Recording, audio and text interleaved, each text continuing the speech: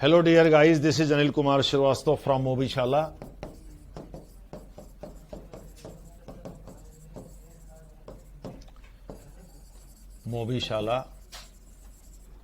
My Mobishala app is AKCS2121.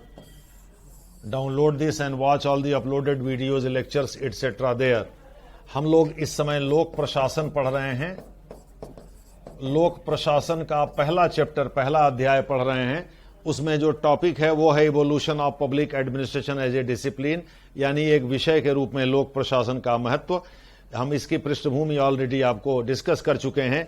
ये paper first का chapter first है और इसमें अब हम लोग अगला जो चरण है यानी लोक प्रशासन के विकास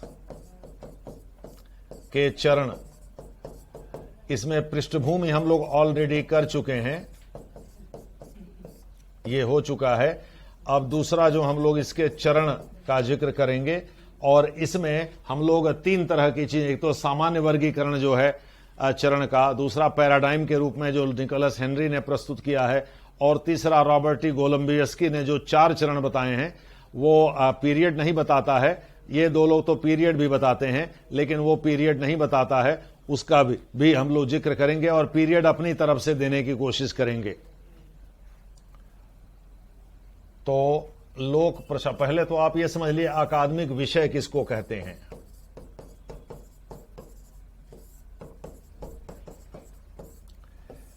क्या होना चाहिए, क्या नहीं होना चाहिए, क्या होना चाहिए, क्या नहीं होना चाहिए।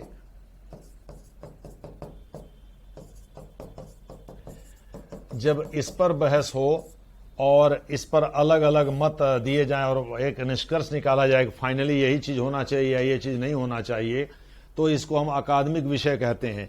जनरली इसमें हम डेटा देते हैं, इसमें हम कुछ सामान्य परिकल्पनाएं करते हैं, एसम्पशन करते हैं, पूर्व धारणाएं लेकर चलते हैं ताकि हम एक थियरी का निर्माण कर सकें। जैसे अगर हमने ये मान लिया कि इंसान, जैसे लोक प्रशासन के संदर्भ में बता रहा हूं, जैसे वैज्ञानिक प्रबंधवाद की जो मान्यता है कि लोग आर्थिक रूप से बहुत समझदार होते हैं। जैसे एक बकलोल जिसको आप कहते हैं, सड़क पर जैसे घूम रहा है, मान लीजिए वो बकलोल है, तो भी अगर आप उसको मेरठ स्वीट हाउस का या अग्रवाल स्वीट हाउस का रसगुल्ला खिलाओगे और अगर वो बढ़िया रसगुल्ला है तो वो मतलब एफर्मेटिव सर हिलाएगा, माने अपना सर सकारात्मक तरीके से हिलाएगा। यानी इंसान को आर्थिक समझ होती है, वो उस मामले में तार्किक होता है, चाहे वो भले पढ़ा लिखा हो या ना पढ़ा लिखा हो। तो जब हम इंसान को तार्किक मान लेते हैं, समझदार मान लेते हैं आर्थिक मामलों में, तो हम उसी तरह से पैसे पर चीजों को फोकस करने लगते हैं। गांव अगर हम देखिए, कम पढ़े लिखे लोग हैं, पैसा है तो दुनिया भर के अकड़ के चलते हैं, दूसरे का खेत लिखवाते हैं। जो पढ़े लिखे लोग हैं उनको भी नचाते रहते हैं, तमाम मुकदमे लड़ते हैं, तमाम रूल और नियम ऐसे उनको याद हो जाते हैं, 4 वकील हायर कर लेते हैं। तो इस प्रकार से पैसा एक ऐसी चीज है, ये मान के चलते हैं कि वो इंसान को तार्किक बना देती है। उसके लिए कोई जरूरी नहीं है कि आप high school, inter, BA, MA किए हो। तो जब आप ये मान लेंगे तो आप कोई भी थियरी जब आप निर्मित करेंगे, सिद्धांत, तो उसमें इस बात का ध्यान रखेंगे और इसी तरह का निष्कर्ष भी निकालेंगे। तो इसे हम कहते हैं अकादमिक विषय, यानी प्रॉस और कॉन्स पर बहस करना और एक कंक्लूजन ड्रॉ करना, और प्रॉस और कॉन्स पर बहस करने के पहले एक एसम्पशन कर लेना, एक सामान्य धारणा बना लेना कि भाई हम जो चीज करने जा रहे हैं उसमें इन चीजों को लेकर के हम चलेंगे ही चलेंगे। जो दूसरे शब्दों में जैसे आमतौर पर एक मान्यता हम लोग के गांव में, कहा मैं यूपी का रहने वाला हूं, भाई कुशीनगर वैसे बिहार का सटा हुआ ही है, मेरी ससुराल बिहार है। तो जब मेरी शादी तय हो रही थी तो लोग हमारे गांव में, हमारे अगल बगल लोग कह रहे थे, अरे बिहारी औरतें जो हैं वो खाली अपने पति को पूछती हैं सब, और नहीं तो अपने मायके को, ससुराल वाले और दूसरे को नहीं पूछती हैं। कहने का मतलब वहां एक दिमाग में लोगों के बैठा हुआ है कि बिहार की महिलाएं ऐसी होती हैं और उसी को लेकर के वो सारी बातें करते हैं। उनका निष्कर्ष भी जाहिर है उसी लाइन पर ड्रॉ होगा। तो भैया ऐसा है, ये इसी को हम कहते हैं अकादमिक विषय। अब देखो, इसमें लोक प्रशासन को अकादमिक विषय बनाया जाना था और अकादमिक विषय बनते बनते उसको टाइम लगा। जैसे एक बच्चा है, वो बच्चा अगर झंझावात में यानी किसी बहुत मुश्किलात हालात में पैदा होता है, जैसे नेपोलियन था, नेपोलियन बोनापार्ट जो है वो पैदा हुआ था बहुत ही गरीब परिवार में, एक कांस्टेबल के रूप में उसकी भर्ती हुई, पीछे बैठता था, क्लब वगैरह में जाता था। जोसेफिन से उसका प्यार हुआ, उसके बाद से वो बड़े बड़े हाई क्लब वगैरह में जाना शुरू कर दिया और बाद में चल करके देखो यूरोप का सबसे खतरनाक तानाशाह बना। फ्रांस का तो था ही।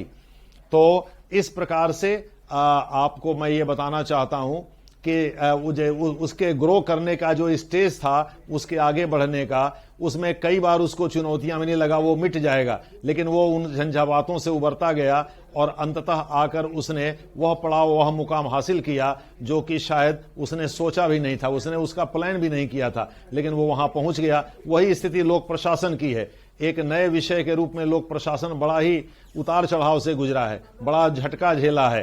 तो उसी को लेकर के इसके स्टेजेस बनाए गए हैं, यानी कि लोक प्रशासन के विकास के चरण। अब इसमें पहला चरण है पॉलिटिक्स एडमिनिस्ट्रेशन डाइकोटमी, राजनीति प्रशासन। प्रशासन को राजनीति विज्ञान से अलग किया गया, राजनीति माने प्रशासन को राजनीति से या प्रशासन को, लोक प्रशासन को राजनीति विज्ञान से अलग किया गया। द्विभाजन, और इसका पीरियड है 1887 से लेकर 1926 तक। अंत में यहां Leonard D White, LD White, आप याद रखना कि पुस्तक प्रकाशित हुई जिसे माना जाता है कि ये लोक प्रशासन की पहली पुस्तक है। इसको लोक प्रशासन का पहला ट्रिटाइज कहा जाता है। इस introduction to the study of public administration इस पुस्तक का नाम था। इसे पहला टेक्स्ट बुक माना जाता है, अध्ययन का पहली किताब माना जाता है लोक प्रशासन पर। An introduction to the study of public administration, यानी लोक प्रशासन अध्ययन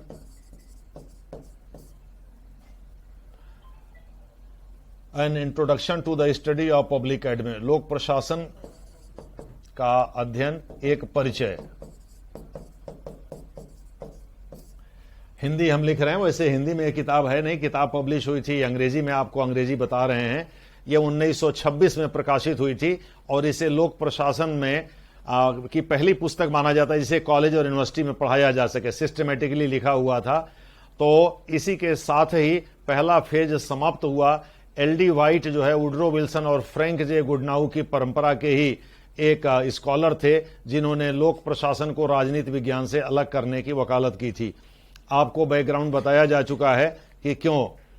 दूसरा चरण जो इसका है वो है प्रिंसिपल्स ऑफ एडमिनिस्ट्रेशन,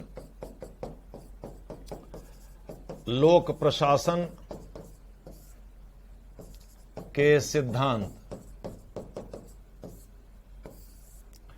लोक प्रशासन के सिद्धांत इस चरण में कई लोगों ने महत्वपूर्ण भूमिका निभाई, जैसे हेनरी फेवोल, फ्रांसीसी थे।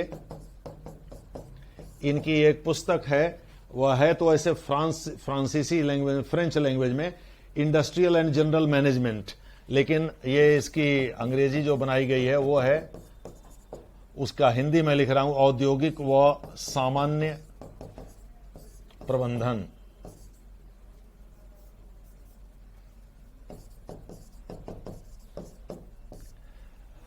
Industrial and general management. इस चरण में MP फॉलेट की किताब आई, अमेरिकी महिला थी और एक्चुअली लोक प्रशासन पर विचार करने वाली पहली महिला। FOLLET, MP फॉलेट या FOLLET भी लिखा जाता है कहीं कहीं। इन्होंने 1924 में एक पुस्तक लिखी थी, क्रिएटिव एक्सपीरियंस, बड़ी लोकप्रिय मनोवैज्ञानिक फोकस है इसमें, क्रिएटिव एक्सपीरियंस, यानी सृजनात्मक अनुभव। इसकी हिंदी है सृजनात्मक या सृजनात्मक, सृजनात्मक अनुभव लिख लेना, हिंदी कर लेना। इसके बाद इसी चरण में मुने और रेले, JD मुने और AC रेले, ये लक्ष्मीकांत प्यारेलाल की तरह से हैं, DO हैं, ये लोग दो लोग हैं, एक साथ इनका नाम लिखा जाता है। मुने और रेले की पुस्तक आई और ऑनवर्ड इंडस्ट्रीज का नाम है, 1931 में इसका प्रकाशन हुआ। ऑनवर्ड इंडस्ट्री 1931 में इसका प्रकाशन हुआ। ये भी घटना इसी दौरान घटी। और इसके बाद जो है और भी छोटे मोटे तमाम, जैसे लूथर गुलिक और लिंडाल उर्विक के जो प्रकाशन हुआ, वो तो एक तरह से इसको एकदम चरम पर पहुंचा दिया। लेकिन इस बीच छोटे मोटे पब्लिकेशन होते रहे। लास्ट में हम लोग, इसलिए उनका जिक्र हम लोग नहीं करेंगे, हम लोग लूथर गुलिक, ये भी लक्ष्मीकांत प्यारेलाल की तरह से हैं, लूथर और गुलिक। ये लूथर और गुलिक या गुलिक और उर्विक, सॉरी, लूथर गुलिक एक ही नाम है, लूथर गुलिक और लिंडाल उर्विक, सॉरी, लूथर गुलिक और लिंडाल उर्विक, यानी केवल गुलिक और उर्विक लिख लेते हैं, यहां भी लूथर हटा देते हैं, गुलिक और उर्विक कर देते हैं। इन लोगों का पूरा नाम, जैसे इनका एसी मुने जेडी रेले है और इनका पूरा नाम है लूथर गुलिक और लिंडाल उर्विक, लेकिन हम शॉर्ट में केवल सर नेम लिख रहे हैं। इन लोगों ने papers on the science of administration लिखा।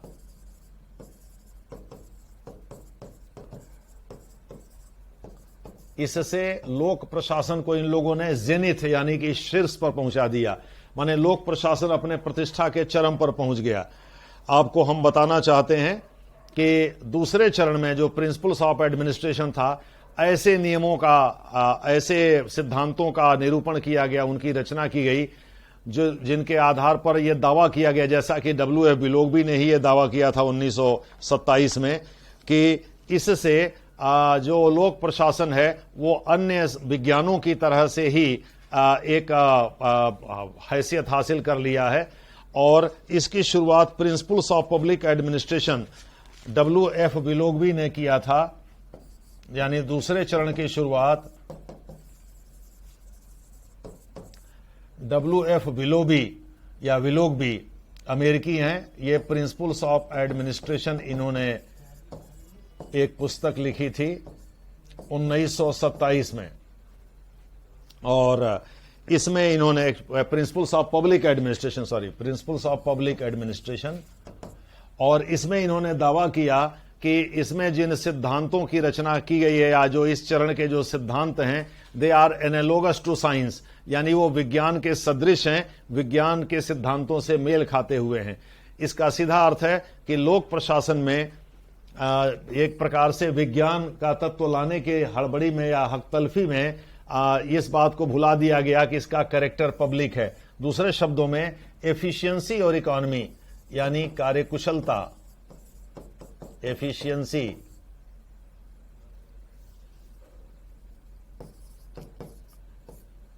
व मितव्ययिता,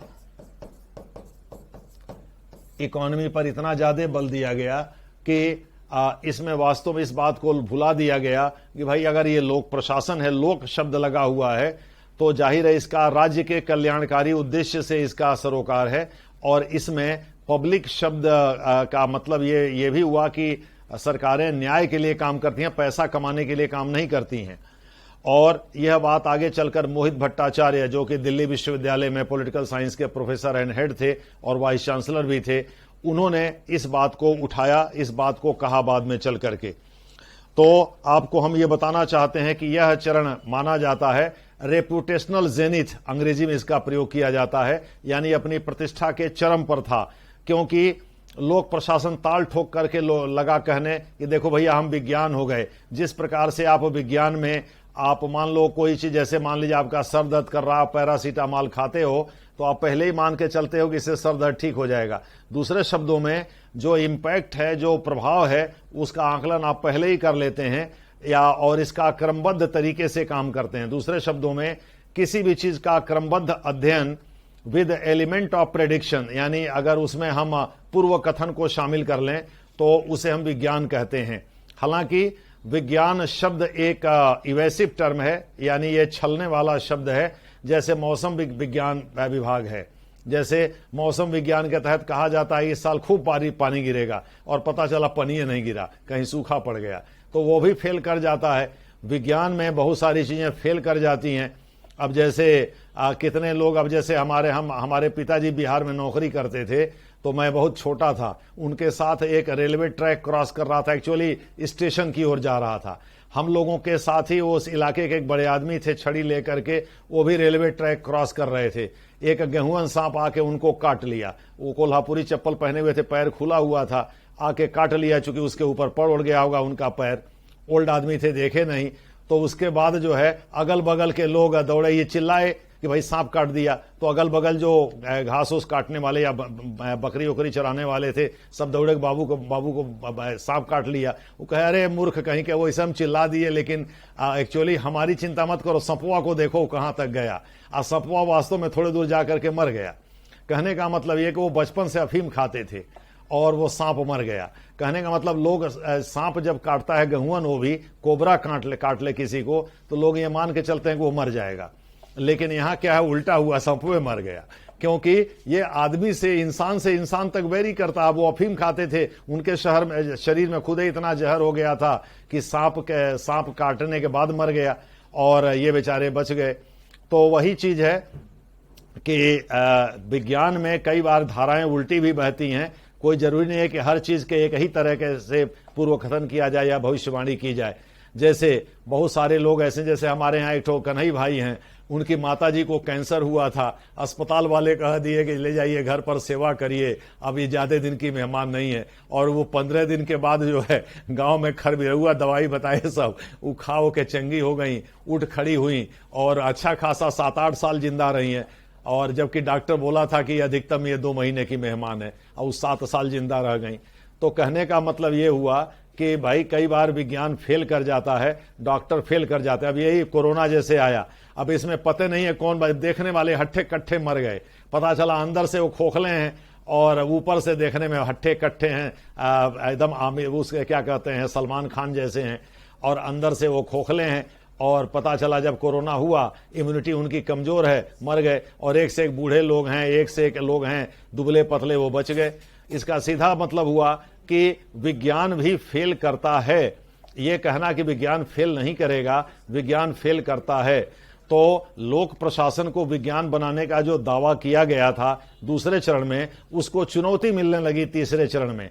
तीसरा चरण इसीलिए इरा ऑफ चैलेंज है।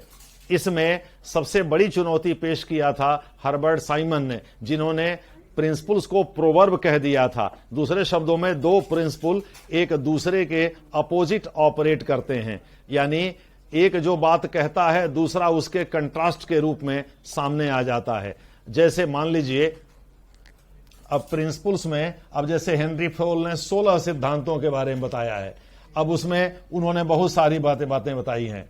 जैसे मान लीजिए उन्होंने ये कहा, यूनिटी ऑफ कमांड, और उन्होंने स्पेशलाइजेशन भी कहा।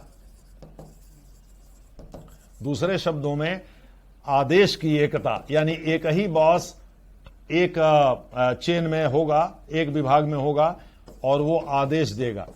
बड़ी अच्छी बात आपने बताई भाई, और इससे विशेषज्ञता आएगी। लेकिन सवाल यह है कि वो विशेषज्ञता कहां से आएगी? जब वो इंडियन आलू सर्विस का IAS का होगा। तो कहने का मतलब यह है कि वो आदेश देगा तो वो आदेश कई लोगों को देगा। कोई अकाउंटेंट है, कोई फाइनेंसर है, फाइनेंशियल वर्क देख रहा है, कोई टाइप कर रहा है, कोई जो है वो एम्प्लॉयमेंट पर्सनल कार्मिक कार्य देख रहा है, कोई और परिचालन का कार्य देख रहा है, कोई आदमी पर्यावरण का कार्य देख रहा है। तो वो कितनी विशेषज्ञता हासिल करेगा? जाहिर है वो जनरल तरीके का आदेश देगा, और जो आदेश प्राप्त कर रहे हैं वो तो कतई विशेषज्ञता हासिल नहीं कर पाएंगे, क्योंकि वो एक ही बॉस का आदेश प्राप्त करेंगे। वो खुदे विशेषज्ञ नहीं है, वो खुदे रेलू का पट्टा है। तो ऐसी दशा में वो कहां से विशेषज्ञता हासिल करेंगे?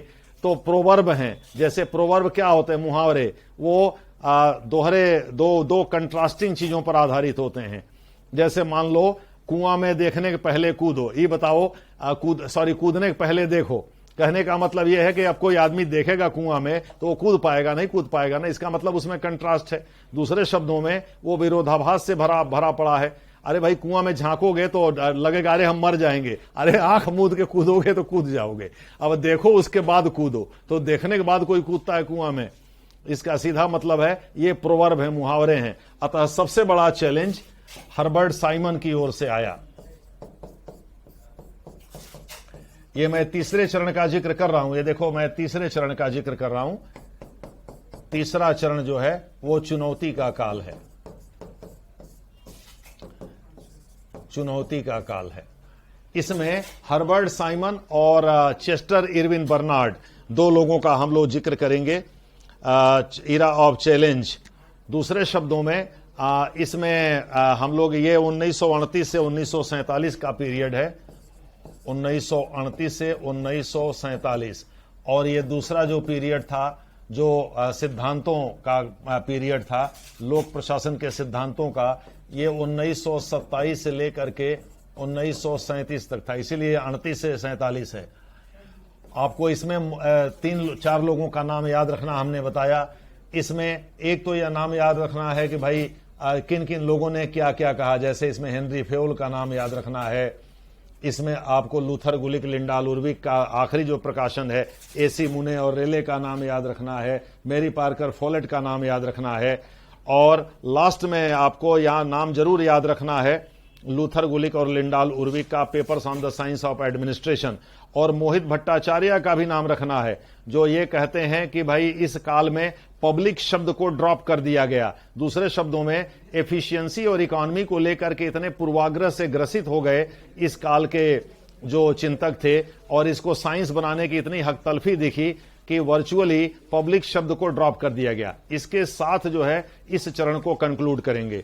अब तीसरे चरण में हम जिक्र करेंगे मुख्य रूप से हर्बर्ट ए साइमन का, जिन्होंने द प्रोवर्ब्स ऑफ एडमिनिस्ट्रेशन के नामक पुस्तक के माध्यम से इसको चुनौती दिया। Proverbs of administration, proverbs of administration, ये किताब उनकी पब्लिश हुई थी, द प्रोवर्ब्स ऑफ एडमिनिस्ट्रेशन 1946 में।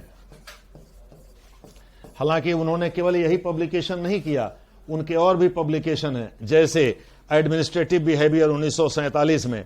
चेस्टर इरविंग बर्नार्ड की सबसे प्रसिद्ध पुस्तक है the functions of the executive, 1938 में ही प्रकाशित हो गई थी। और F Morstein Marx, MORSTEIN, F Morstein Marx की जो पुस्तक है एडिटेड है, ये मतलब कई लोग कंट्रीब्यूट इसमें किए हैं। एलिमेंट्स ऑफ पब्लिक एडमिनिस्ट्रेशन 1946 में आई थी। और रॉबर्ट डाल, DAHL, रॉबर्ट डाल जो एनवायरमेंटल स्टडी पर फोकस करते हैं, इकोलॉजी पर, इसके बारे में आगे हम चर्चा करेंगे। The science of public administration 3 problems 1947 में आई थी। और ड्वाइट वाल्डो की पुस्तक एडमिनिस्ट्रेटिव स्टेट 1948 में आई थी। किन किन लोगों का हमने जिक्र किया? सबसे पहले आप जिक्र करिए हर्बर्ट साइमन का, हर्बर्ट साइमन, क्योंकि सबसे ज्यादा प्रहार इन्होंने ही किया था। Herbert BERT, Herbert Simon. और इनका ये 2 प्रोवर्ब्स ऑफ एडमिनिस्ट्रेशन लिखिए। इसके बाद इनकी और भी एक पुस्तक है एडमिनिस्ट्रेटिव बिहेवियर, ये 1947 में प्रकाशित हुई थी। और इसके अलावे आप Chester Irving Barnard, CI Barnard की पुस्तक the functions of the executive, भले ही ये पुस्तक पहले प्रकाशित हुई गई थी, द फंक्शंस ऑफ एग्जीक्यूटिव, इसमें इन्होंने 3 प्रमुख फंक्शन बताए जिसका हम लोग आगे जिक्र करेंगे। ये 1938 में ही प्रकाशित हो गई थी। इसमें भी ह्यूमन, ये बिहेवियरल पीरियड था, बिहेवियरल अप्रोच पर बल था। चेस्टर इरविंग बर्नार्ड भी बिहेवियरल अप्रोच वाले व्यक्ति थे, यानी इंसानी बिहेवियर में यूनिफॉर्मिटी ढूंढिए। साइंस अगर आपको ढूंढना है तो इंसान के व्यवहार में एक रूपता ला करके ढूंढिए, या इस बात का अध्ययन करिए कि खास परिस्थिति में इंसान एक खास तरीके का व्यवहार करता है। इसको हर्बर्ट साइमन ने पॉजिटिव लॉजिकल पॉजिटिविज्म, LOGICAL,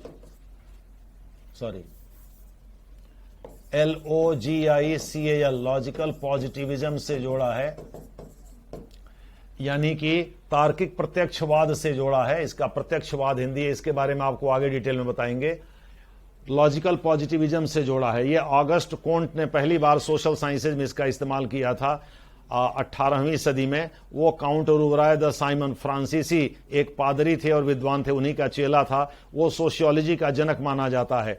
उसी के समय में ये धारणा आई थी, ये लॉजिकल पॉजिटिविज्म की धारणा आई थी। आपको मैं बताना चाहता हूं कि हर्बर्ट साइमन के अलावे CI Barnard, Chester Irving Barnard का functions of executive, F Morstein Marx, इनका भी नाम लिखिए, F Morstein Marx, FM Marx, इन्होंने एलिमेंट्स ऑफ पब्लिक एडमिनिस्ट्रेशन नामक पुस्तक एडिट किया। Elements of public administration edited है, यह पुस्तक एडिटेड है, यह 1946 में प्रकाशित हुई थी और इसमें इन्होंने भी व्यवहारिक पक्ष पर बल दिया था। इसके जो कंट्रीब्यूटर्स थे उन्होंने इंसान के व्यवहारिक पक्ष के अध्ययन करने की जरूरत पर बल दिया था, क्योंकि ह्यूमन रिलेशंस अप्रोच यानी कि जो जॉन एल्टन मेवो या जॉर्ज एल्टन मेवो का ह्यूमन रिलेशंस अप्रोच है, मानव संबंध जो प्रत्यागम है, वो इसके पहले आ चुका था हाथर्न एक्सपेरिमेंट के माध्यम से। तो इसलिए इन लोगों का नजरिया बदल गया था और इन लोगों ने प्रिंसिपल्स को दोहरे चरित्र पर आधारित प्रोवर्ब कहना शुरू कर दिया था, मुहावरे कहना शुरू कर दिया था। अब इसमें रॉबर्ट डाल का भी जिक्र करिए, जिन्होंने the science of public administration 3 problems, Robert doll, इनका जिक्र हम लोग आगे करेंगे। ROBERT, रॉबर्ट डॉल, DAHL, इन्होंने 1947 में एक पुस्तक लिखी और वो थी the science of public administration 3 problems. The science of public administration 3 problems, ये 3 प्रॉब्लम्स का जिक्र हम लोग आगे करेंगे। इन्होंने ये 3 प्रॉब्लम्स क्या क्या बताए थे, इसका जिक्र हम लोग इसी चरण के डिस्कशन में आगे करेंगे। पहले किताब का नाम लिख लें। इसके बाद ड्वाइट वाल्डो का जिक्र करिए, ये यंग स्कॉलर थे इस पीरियड के और इनके नेतृत्व में ही आगे चल करके मिनोब्रुक कॉन्फ्रेंस हुआ था। ये इन्होंने 1948 में एक पुस्तक लिखी, the administrative state. Prasad and Prasad में इनका जिक्र है, इनके विचारों का जिक्र है प्रसाद एंड प्रसाद के थिंकर्स वाले पुस्तक में, और अब इनसे क्वेश्चन भी यूपीएससी में पूछे जाने लगे हैं। ये 1948 में इन्होंने ये पुस्तक लिखी थी, एडमिनिस्ट्रेटिव स्टेट। इन सब में इन लोगों ने मानव व्यवहार के अध्ययन पर बल दिया था और प्रिंसिपल्स को नकारा था। तो इनका जिक्र आप कर दीजिए, एग्जामिनर को समझ में आ जाएगा कि भाई लड़के को जो है इस चरण की चीजें पता हैं। अब रॉबर्ट डाल के ने जो 3 समस्याओं का जिक्र किया था, वो क्या क्या समस्याएं थी। इन समस्याओं के पहले उन्होंने ये कहा था कि लोक प्रशासन को विज्ञान के रूप में स्थापित करने के मार्ग में 3 बाधाएं हैं। पहली बाधा तो ये है कि हम कैसे इंसानी व्यवहार को लोक प्रशासन के अध्ययन से अलग कर देंगे, नॉर्मेटिव कंसिडरेशन को, यानी जो नॉर्म पर आधारित यानी मूल्यों आदर्शों पर आधारित चीजें हैं कि इंसान को क्या करना चाहिए क्या नहीं करना चाहिए, कितना इंसान के लिए किया जाए ना किया जाए, इसका अध्ययन करते समय हम कैसे पूरी तरह इसको विज्ञान बना देंगे। और जो इंसानी व्यवहार है, जब हम उसके कुछ पहलू का जिक्र करेंगे तो जाहिर है हम उसकी कुछ सीमाएं, विज्ञान के नजरिए से उसकी कुछ सीमाएं तय हो जाएंगी। और तीसरा, इन प्रिंसिपल का अनसाइंटिफिक नेचर, यानी जो सिद्धांत बताए गए हैं इनके जो अनसाइंटिफिक नेचर हैं, यानी गैर वैज्ञानिक जो दृष्टिकोण है, नजरिया हैं, वो कैसे स्वीकार्य हो सकते हैं।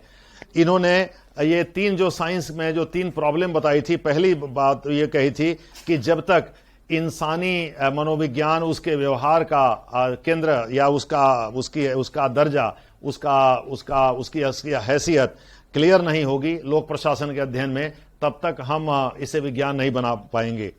दूसरा यह है कि जब तक हम इंसान के प्रकृति को ठीक से समझ नहीं पाएंगे लोक प्रशासन के क्षेत्र में, तब तक हम ये बताने में नाकामयाब रहेंगे कि वो साइंस है कि नहीं। केवल व्यवहार को समझना ही नाकाफी होगा, वास्तव में हम उसके आधार पर प्रेडिक्शन कर सकें, ये बता सकें कि अमुक स्थिति में इंसान अमुक व्यवहार करेगा। और तीसरा कि केवल कुछ उदाहरण ले लेने से 1-2 देशों से काम नहीं बनेगा, बाकायदे हमको कंपेरेटिव स्टडी करनी पड़ेगी जो कि किसी देश की सीमा से न बधी हुई हो, ताकि समूचे देश में इंसानी व्यवहारों को समझा जा सके और लोक प्रशासन किस प्रकार से रिस्पॉन्ड करता है, वो लोग लोक प्रशासन के प्रति कैसे रिस्पॉन्ड करते हैं, नौकरशाही किस तरह की हरकत करती है, लोग कैसे रिएक्शन करते हैं, इसको समझने के लिए जरूरी है कि हम व्यापक अध्ययन पर बल दें। तो इस प्रकार से मोटे तौर पर रॉबर्ट डाल ने एनवायरमेंटल स्टडी यानी इकोलॉजी यानी लोक प्रशासन के तुलनात्मक अध्ययन पर बल दिया। तो इन सब चीजों को ध्यान में रखना होगा ये थर्ड स्टेज में। इसके बाद जाहिर है कि जब चारों तरफ से चैलेंज मिलने लगा तो लोक प्रशासन घबरा गया, जाए तो जाए कहां, चारों तरफ है धुआं, गाने लगा।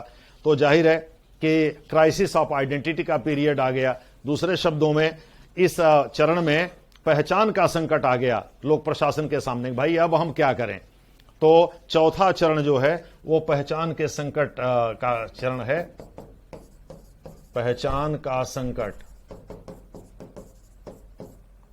Crisis of identity. ये 1948 से लेकर के और ये 1970 तक ऐसे ही चला। इसमें कई विधाएं आती रहीं, जैसे पब्लिक चॉइस अप्रोच की शुरुआत हो गई, उसके पहले एनपीए की शुरुआत हो गई। फ्रेड डब्ल्यू रिग्स ने तुलनात्मक अध्ययन और विकास अध्ययन को इसमें शामिल करने की वकालत की। एडवर्ड वाइडनर ने विकास प्रशासन डेवलपमेंट एडमिनिस्ट्रेशन के क्षेत्र में योगदान दिया। तो ये तमाम तरह की घटनाएं इधर हुई और लोक प्रशासन कभी इधर भागता कभी उधर भागता। इस दौरान दो विद्वान जॉन गॉस और रोस्को मार्टिन, जॉन गॉस ये भी एनवायरमेंटल स्टडी पर बल देते हैं, और Roscoe Martin ROSCO, Roscoe Martin MARTIN, ROSCO, Roscoe Martin. इन दो लोगों ने लोक प्रशासन को कुछ अपने बहुमूल्य सुझाव दिए चौथे चरण में। जब लोक प्रशासन घबरा गया तो जॉन गॉस ने एक लेख लिखा, उसका टाइटल था, शीर्षक था trends in the theory of public administration. 1950 में यह प्रकाशित हुआ था। इसमें उन्होंने बताया था कि किस प्रकार से राजनीति विज्ञान लोक प्रशासन पर हावी है और यह बहुत मुश्किल है कि लोक प्रशासन राजनीति विज्ञान से खुद को अलग कर सके। लेकिन वहीं रोस्को मार्टिन ने कहा कि रोस्को मार्टिन ने इसकी वकालत किया था और लेख लिखा था जॉन गॉस ने trends in the theory of public administration 1950 में, जिसमें उन्होंने ये कहा था कि राजनीति विज्ञान में जो सिद्धांत हैं उनसे लोक प्रशासन के सिद्धांतों को अलग नहीं किया जा सकता। यानी लोक प्रशासन में जो सिद्धांत विकसित हो रहे हैं वो वास्तव में राजनीति विज्ञान के सिद्धांतों से ही मेल खाते हैं या उन्हीं स्कॉलर्स की बातें निकाल करके इसमें डाली गई हैं। अतः इसकी कोई पृथक पहचान नहीं है। रोस्को मार्टिन ने भी यही बात कही। लेकिन इसके साथ साथ वही हर्बर्ट साइमन, जिन्होंने कि लोक प्रशासन पर प्रहार किया था शुरू में और ये कहा था कि ये कैसे हो सकता है कि हम कुछ प्रिंसिपल्स के आधार पर जो मुहावरे की तरह से ये कहें कि हमने लोक प्रशासन को विज्ञान बना दिया बिना इंसानी व्यवहार के अध्ययन के। लेकिन वही एक तरफ तो प्रहार करते हैं लोक प्रशासन पर, और जब देखते हैं भाई लोक प्रशासन अपनी पहचान खोता जा रहा है और कहीं ऐसा ना हो घबरा के फिर पॉलिटिकल साइंस के पीछे चल दे या उसके साथ मर्ज हो जाए, तो वो लॉजिकल पॉजिटिविज्म को ला करके, तार्किक प्रत्यक्षवाद को ला करके ये सिद्ध करने की कोशिश करते हैं कि अगर हम प्रशासन में मीन्स और एंड्स यानी साधन और साध्य का वैज्ञानिक अध्ययन करें, इनको अलग अलग करके, और नौकरशाही के व्यवहारों को प्रेडिक्ट करें, तो हम इसे व्यवहार पर आधारित विज्ञान बना सकते हैं। दूसरे शब्दों में सिद्धांत पर आधारित व्यवहार की जगह, सिद्धांत पर आधारित विज्ञान की जगह वो व्यवहार आधारित विज्ञान बनाने की कवायद करते हैं और इस प्रकार से वो लोक प्रशासन को अपनी पहचान खोने से बचाते हैं। लास्ट में यही होता है। जैसे मान लीजिए कि लोग आपके बाप के नाम से आपको जानते हों और आपको ये लगता हो यार हम अपने बाप के साये से बाहर नहीं आ पा रहे हैं, फिर उसी में से कोई आता है और कहता है कि नहीं भाई तुम ये काम करो और तुम्हारी पृथक पहचान बन जाएगी, तो आप वो काम करते हैं और आपकी पृथक पहचान बन जाती है। तो वही स्थिति इसमें भी हुई। अब आ जाइए, आखिरी जो चरण है वो पब्लिक पॉलिसी एनालिसिस का है। ये 5वां चरण है, 1971 से अभी तक चला आ रहा है और इसमें लोक नीति, जैसे नेता जो नीति बनाते हैं वो किस किस आधार पर बनाते हैं, हवा में बनाते हैं कि उसके लिए कुछ इनपुट्स होते हैं, कुछ वैज्ञानिक आधार होते हैं, और क्या वो वास्तव में वैज्ञानिक है, यानी कि जो पब्लिक पॉलिसी है वह किस हद तक वैज्ञानिक है, साइंटिफिक है, इसको लेकर के इसकी चर्चा एक्चुअली होने लगी इसमें।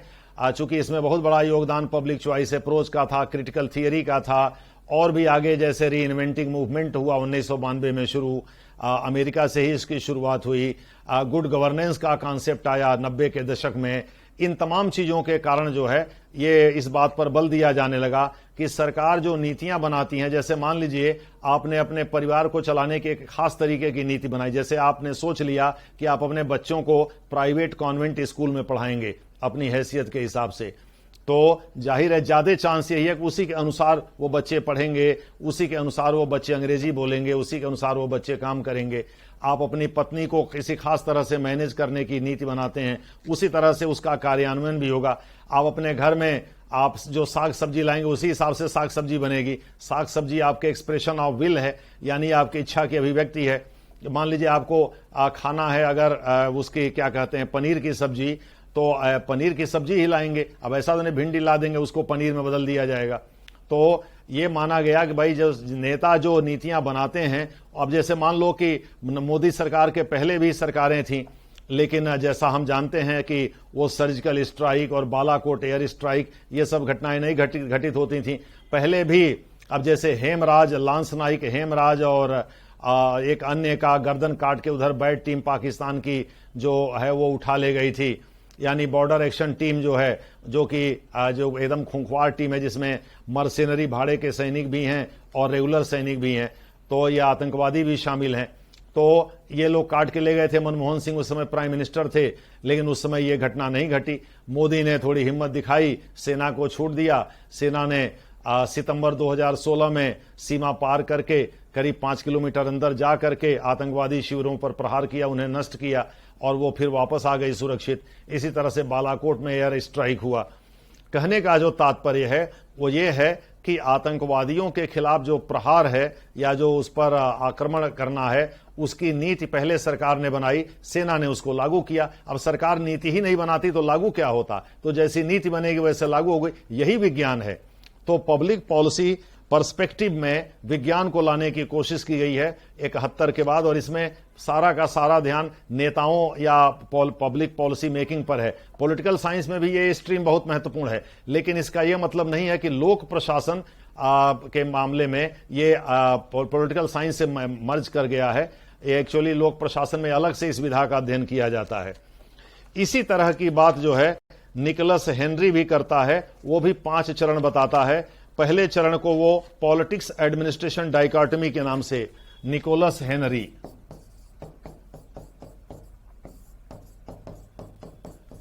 के 5 चरण। इसमें जो पहला चरण है वो 1890 से वो बताता है, 1890 से लेकर 1926 तक। ये भी पॉलिटिक्स एडमिनिस्ट्रेशन डाइकोटमी, राजनीति और प्रशासन को अलग करने यानी द्विभाजन का स्टेज है। वो पैराडाइम के नाम से इसको पुकारता है। पैराडाइम 1 वो कहता है ये पैराडाइम 1 है, यानी वो स्टेज की जगह पैराडाइम यानी कि दिशा, डायमेंशन का प्रयोग करता है। वो पैराडाइम 1 के नाम से पुकारता है। फिर उसका पैराडाइम 2 है, फिर 3 है, 2 तक तो सेम है, 4 है, फिर 5 है, 3, 4, 5 बदल जाता है। दूसरे में जो पैराडाइम है वो सिद्धांतों यानी प्रिंसिपल्स, सिद्धांतों का काल है, यानी ये पब्लिक, ये दूसरा है प्रिंसिपल्स ऑफ एडमिनिस्ट्रेशन। दूसरे शब्दों में प्रशासन के सिद्धांतों का आचरण है ये, और ये पैराडाइम 2 है। इसका पीरियड वही है 1927 से लेकर के 1937 तक, जो कि उसमें था। लेकिन 3, 4, 5 बदल जाता है। 3 हम इधर लिख देते हैं, 4 इधर, फिर 5 इधर लिख देते हैं, जिससे कि स्पेस बचा रहेगा। तीसरे चरण को वह राजनीति विज्ञान के रूप में लोक प्रशासन को देखता है। लोक प्रशासन पर राजनीति विज्ञान का बहुत प्रभाव है। राजनीति विज्ञान तो भैया 2200 साल पुराना है। राजनीति विज्ञान के रूप में यह है पैराडाइम 3। इधर आपको देखिए, और अब ये पैराडाइम 4, ये पैराडाइम 4 है। 4 को हम उधर लिखते हैं, और इसका पीरियड वो बताता है पैराडाइम 3 का 1950 से 1970। ये 1956 से शुरू होता है। पैराडाइम 4 को वो कहता है public administration as administrative science management, यानी लोक प्रशासन का अध्ययन प्रशासनिक प्रबंधन विज्ञान के रूप में। ये 1956 से 1970 है, 1956 से 1970 है, और 70 के बाद जो है लोक प्रशासन के रूप में इसका अध्ययन किया जाने लगा। यानी पांचवा चरण, पांचवा जो पैराडाइम है लोक प्रशासन के रूप में अध्ययन।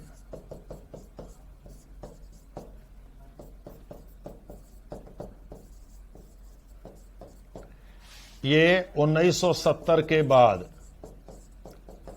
यानी अब लोक प्रशासन के रूप में ही अध्ययन हो रहा है इन 4 चरणों के मिश्रण के परिणाम स्वरूप। तो निकोलस हेनरी पहले और दूसरे चरण में तो कोई छेड़छाड़ नहीं करता, पहले में थोड़ा पीरियड को बस 3 साल बढ़ा देता है। 1887 सामान्य वर्गीकरण है और वो 1890 कर देता है, लेकिन जो उसका एंड पीरियड 1926 उसके साथ छेड़छाड़ नहीं करता। दूसरे में 1927 से 37 सेम रखता है और वही बात करता है। तीसरे, चौथे, पांचवें को बदल देता है। तीसरे में वो राजनीति विज्ञान के प्रभाव को बताता है, जैसे कि रोस्को मार्टिन और जॉन गॉस कहते हैं, और चौथे को 1956 से 1970 के बीच रखता है, जिस दौरान लोक प्रशासन को एक प्रबंधन विज्ञान के रूप में विकसित करने की कोशिश की गई, और 1970 के बाद के पीरियड को वह लोक प्रशासन के रूप में ही अध्ययन करने पर बल देता है। लेकिन इसमें भी वह नीतिगत मामलों पर बल देता है, यानी पब्लिक पॉलिसी, लोक नीति के निर्माण, उसको विज्ञान के रूप में विकसित करने और लागू करने की कवायद पर बल देता है। तो इस प्रकार से इसके जो 5 हैं पैराडाइम, यानी 5 चरण, वो पहले वाले से थोड़े से अलग हैं, पहले दूसरे चरण को या पैराडाइम को छोड़कर। 3, 4, 5 में वेरिएंस है, और लेकिन व्याख्या में बहुत ज्यादा अंतर नहीं है। अब आ जाइए, रॉबर्ट टी गोलम्बेवस्की के अनुसार, रॉबर्ट टी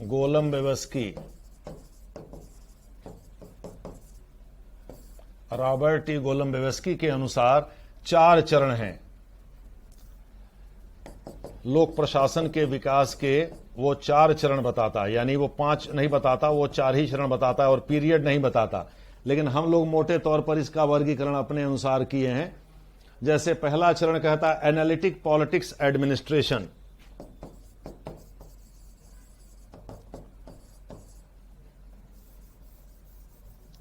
हिंदी में लिख दें विश्लेषण युक्त राजनीति व प्रशासन। ये वास्तव में आप देखिए, एनालिटिक कॉन्सेप्ट और कॉन्क्रीट कॉन्सेप्ट में अंतर समझ लीजिए।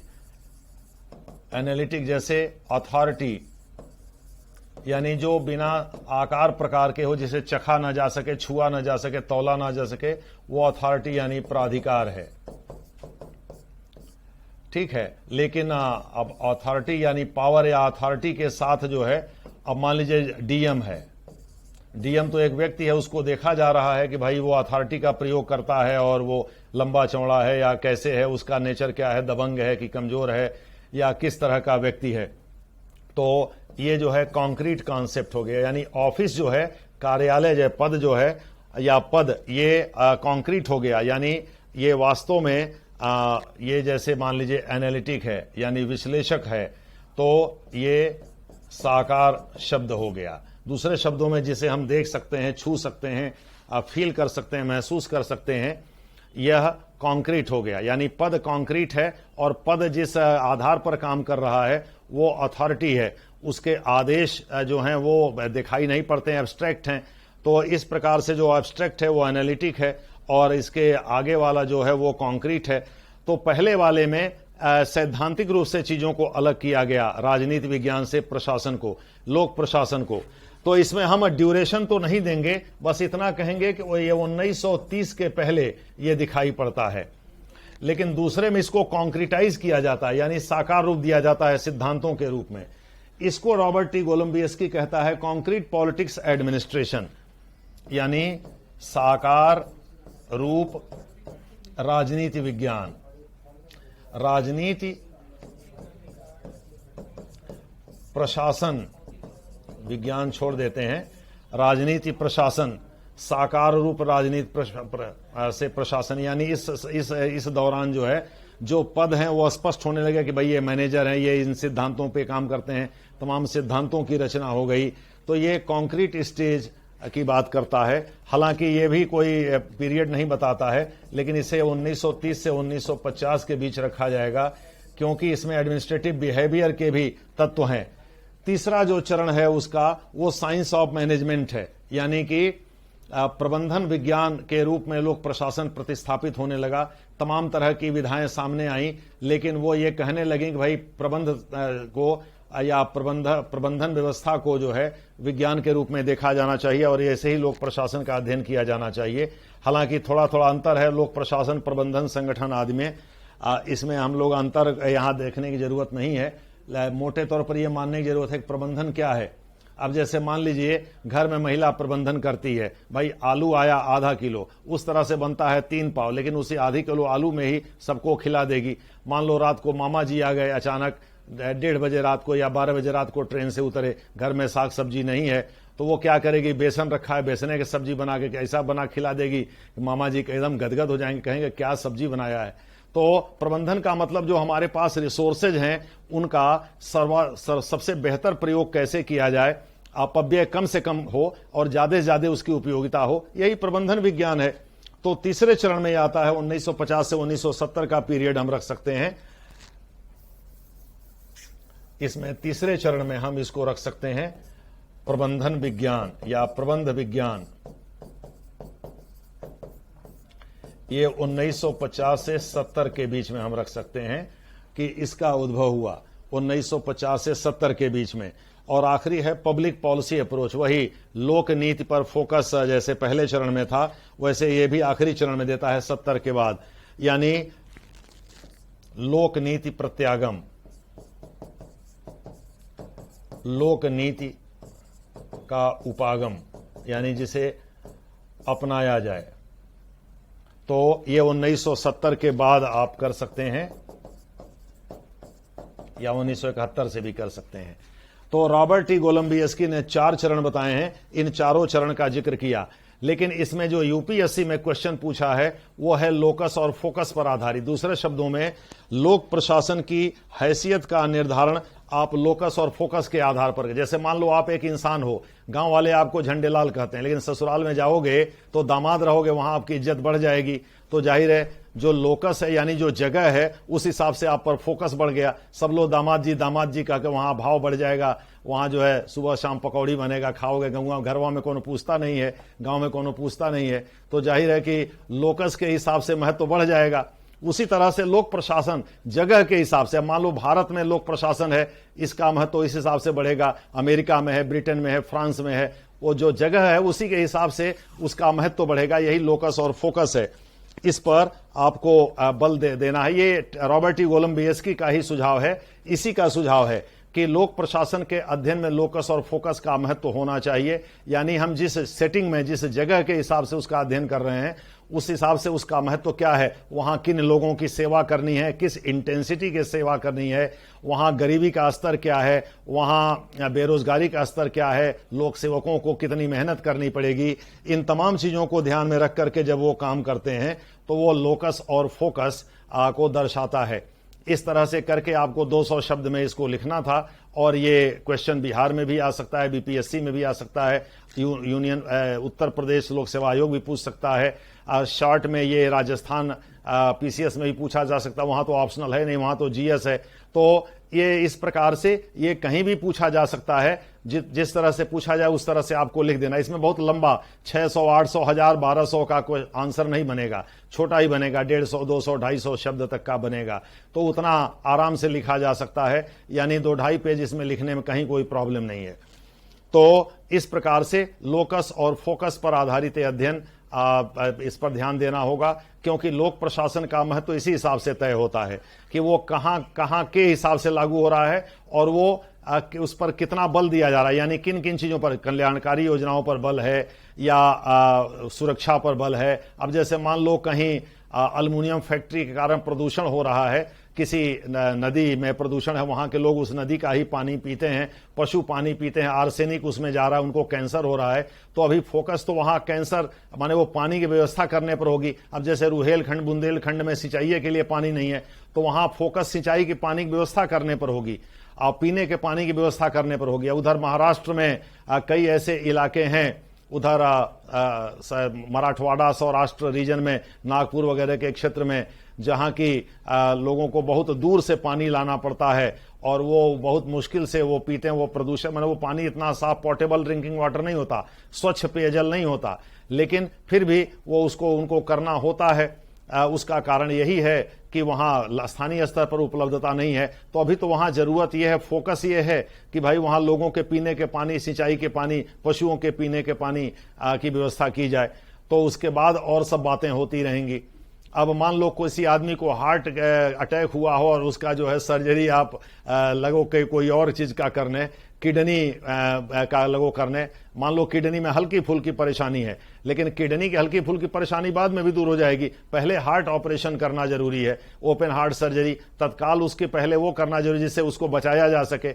और इस प्रकार से फोकस कहां हो, किस रूप में हो और किस इंटेंसिटी के साथ हो, कितनी तीव्रता के साथ और गहराई के साथ हो, इसको लोक प्रशासन के जगह के हिसाब से तय किया जाता है। ऐसा रॉबर्ट टी गोलम्बिवस्की का मानना है। इस प्रकार से आप इन चीजों को कर सकते हैं। उम्मीद है आप इस लेक्चर से बहुत लाभान्वित हुए होंगे और आपने बहुत सारी चीजों को सीखा होगा। क्वेश्चन और आंसर हम पहले डिस्कस किए हुए हैं, बाद में भी हम करते रहेंगे कि इस पर अगर क्वेश्चन ऐसे ऐसे बिहार में आए हैं तो उसका आंसर कैसे लिखा जाएगा, या यूपीएससी में आए हैं तो कैसे लिखा जाएगा। बाद में भी आपको ये मॉडल बताया जाता रहेगा, आपको आंसर लिखने की प्रैक्टिस भी कराई जाएगी आपसे। तो ये चीजें बाद में होंगी, पहले विषय की समझ जरूरी है। तब तक के लिए वीडियो देखते रहिए। धन्यवाद।